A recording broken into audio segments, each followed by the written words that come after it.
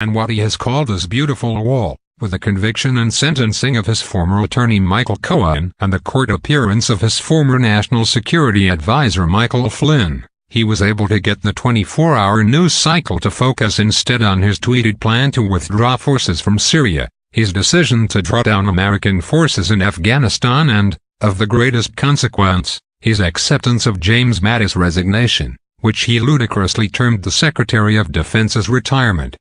Mattis was the one truly credible voice of the administration in matters of national security. Universally recognized as a man of bedrock integrity, he was able to retain the trust of America's allies at a time when the president showed far more favor to her adversaries. Mattis made it clear that Russia and China posed the greatest threat to American interests and those of her allies. Indeed, he saw better than most that Russian President Vladimir Putin's prime objective was to undermine the NATO alliance, something that Joseph Stalin and his Soviet successors never managed to accomplish.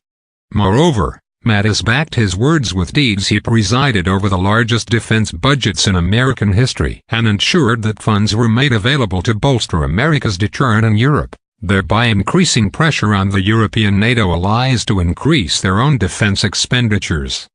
He authorized the largest maritime exercise in the North Atlantic since the end of the Cold War, making it clear to Russia that there were limits to American tolerance of its predations.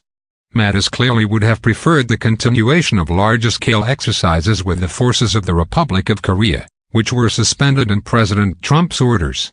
But he continued to support important freedom of navigation operations in both the South China Sea and the Taiwan Strait, sending a message to China that although it might be a rising power, American interests were not to be trifled with. Mattis increasingly found himself in an impossible position vis-a-vis the White House and the president. In the early days of the administration, he was able to walk the president back from his most inflammatory statements about NATO. Several months later he was able to convince the president to maintain a significant military presence in Afghanistan. He was a goodwill ambassador to foreign governments at a time when the president continued to send mixed signals about America's role on the international stage. But he had to swallow bitter pills as well. He stoically deployed troops to the Mexican border, knowing full well that they could be employed far more efficiently elsewhere. And he remained silent when the president characterized him as a sort of Democrat. But the president's abrupt decision on the withdrawal of Syrian forces ultimately was a bridge too far for Mattis. As his resignation letter made abundantly clear, Mattis fundamentally disagreed with Trump as to how allies should be treated and adversaries confronted.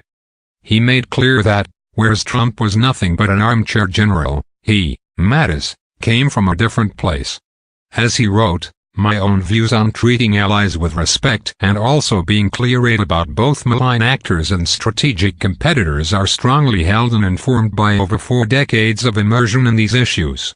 The Pentagon has been one of the few places in government where morale was holding steady, though barely so.